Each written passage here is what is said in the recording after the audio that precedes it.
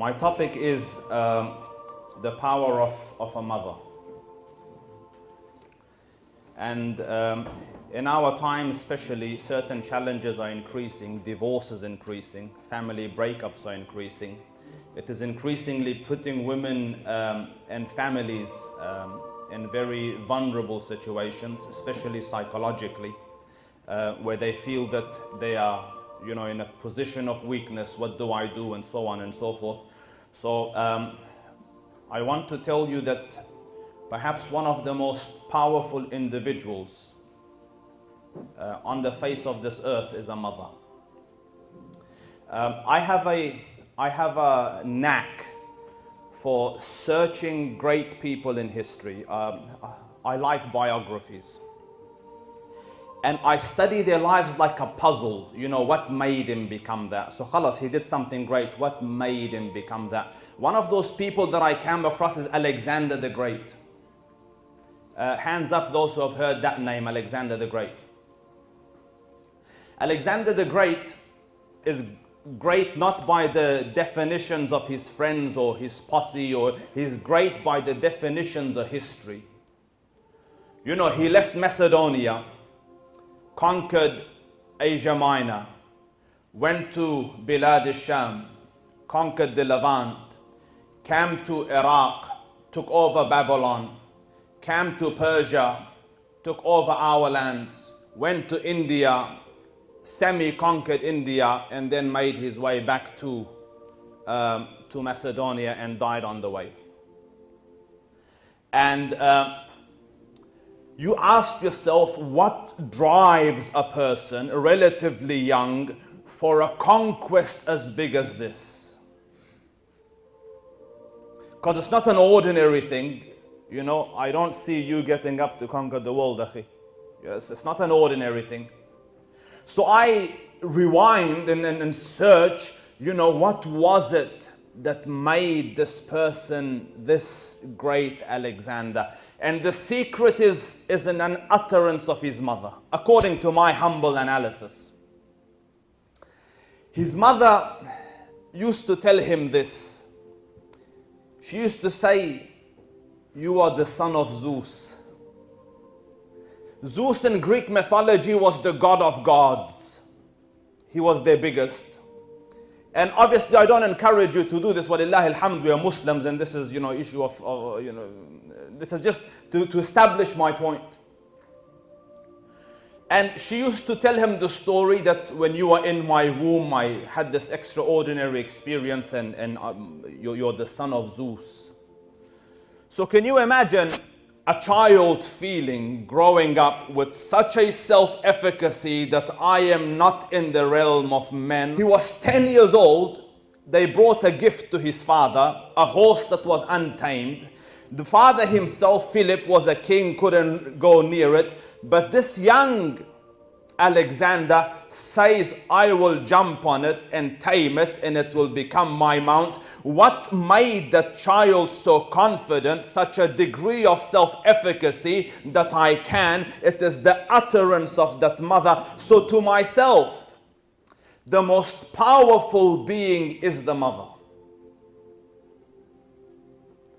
And don't think this is just Alexander the Great. Go search the annals of human history. Where there's greatness, there's a mother that made it. And a lot of times these mothers were single mothers. And some, although they were married, but their life situation was still single.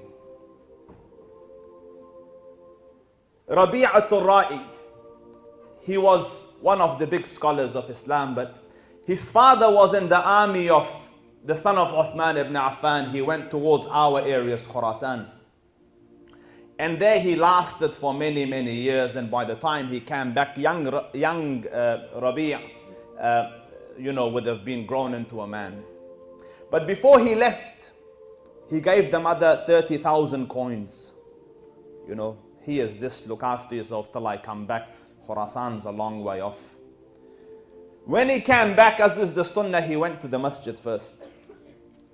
And in the masjid he saw there's a young man sitting in a huge multitude around him. He is one of the 7 fuqaha of Medina.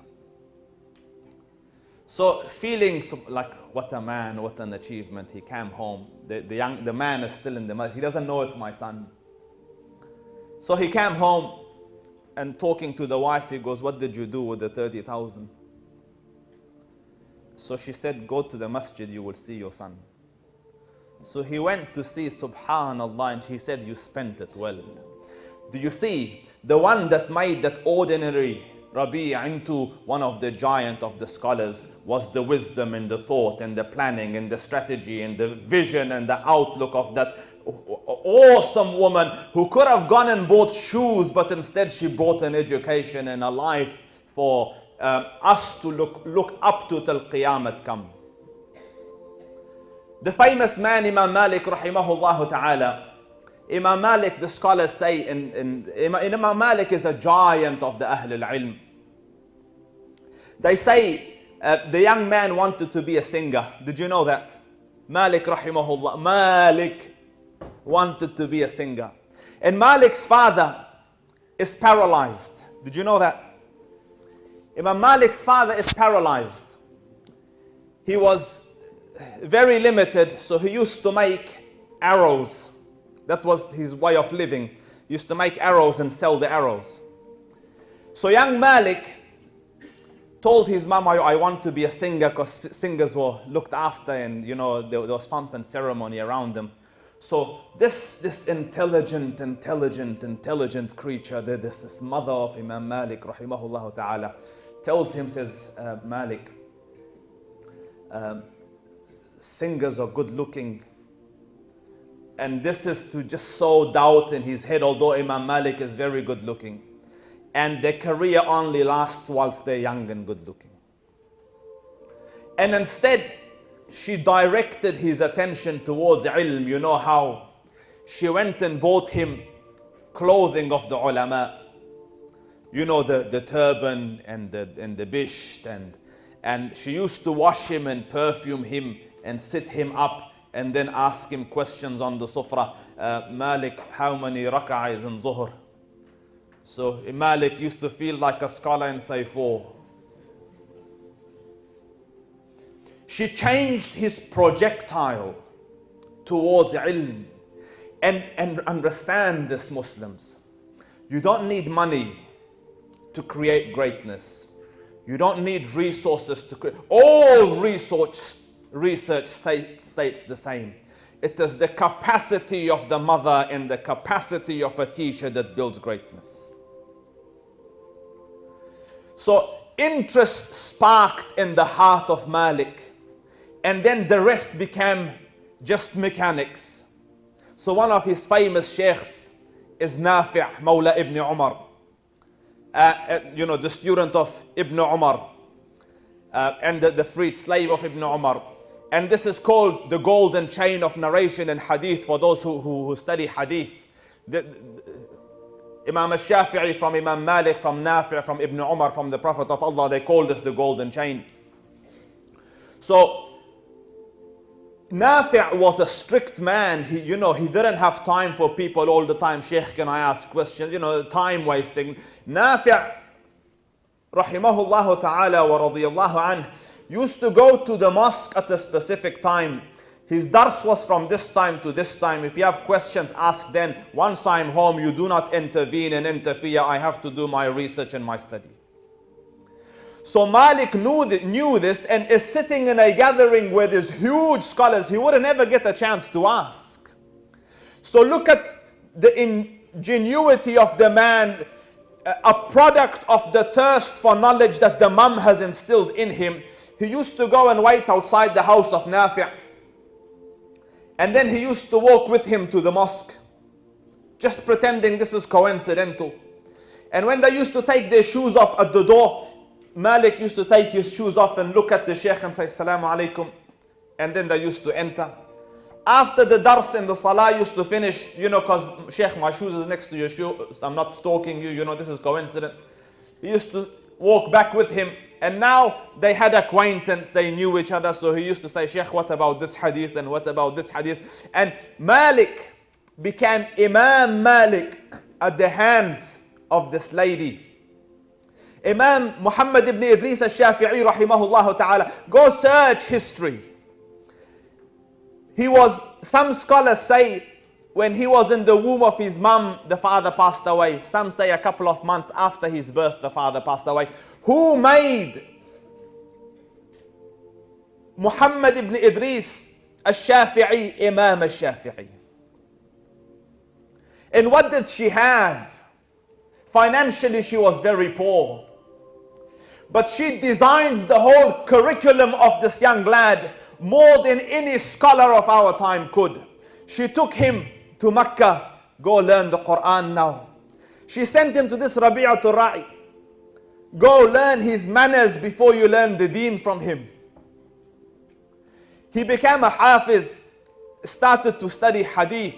Then she said, you need language, so go to the desert near Mecca and go and stay for years with the Arab tribe so that you become master of the language. Go to Imam Malik in Medina and study the Muwatta. And Shafi'i Imam, became Imam al-Shafi'i at the hands of this woman. My sisters, they have talked, the time is very limited to speak, but you make or break the future generation. And you, brothers, have a responsibility to build and educate and honor and respect and make mothers and sisters who have the capacity to bring about greatness, or you can keep them, the backward, uneducated, immaterial, unmattered individuals who will bring generation after generation of failures.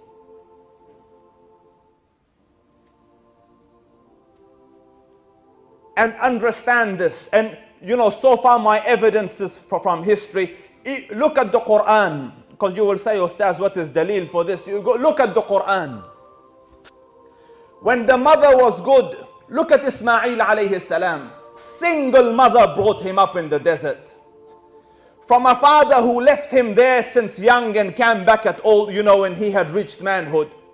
Had she been a poor mother, a weak mother, and an unfaithful mother, she would have poisoned his head with, where was he for your second birthday? Why didn't he buy you this? Why didn't he come for your celebration? He didn't even give me a Valentine's gift. Instead, when he comes years later, a prophet of God, seeing Ismail alayhi salam, he utters this proposition, my son, I have seen in a dream, أني أذبحك, that I am sacrificing you, فانظر ماذا ترى, then see what is your opinion. And the upbringing of a righteous mother is this, يا أبت افعل ما تؤمر ستجدني إن شاء Allah. Oh my father, do as you have been commanded. You will find me by the grace of Allah of those who will bear it patiently. That is an upbringing of a righteous mother, of an intelligent mother, of a far-sighted mother. And when you look at the other side, the wife of a prophet, ضرب الله مثلا للذين كفروا امرأة نوح وامرأة لوط كانتا تحت عبدين من عبادنا صالحين فخانتاهما. Two wives of two prophets, Nuh and Lut, alayhim afdalu salatu wa atammu taslim. And the father is a prophet, yet the mother is a disbeliever. The son became a disbeliever. And the Quran records it, Ya bunayya arkam ma'ana wa la takum. Oh my son, come with us and don't be of those who are left behind. He says, I will go into the mountain. I will resist the punishment of Allah Rabbul Izzah. So Allah destroyed him. Nuh alayhi salam says, Ya Rabb, he was from my family, and you promised the protection of my family. Allah Rabbul Izzah says, he wasn't from your family. إنه عمل غير صالح. He was an unrighteous deed. Do you see the mother? My sisters, perhaps for some the time is too late. The children have already grown. I give you an advice, وَرَبُّ الْكَعْبَ, from the depth of my heart. Bring up your children to become successful parents and successful upbringers of the next generation.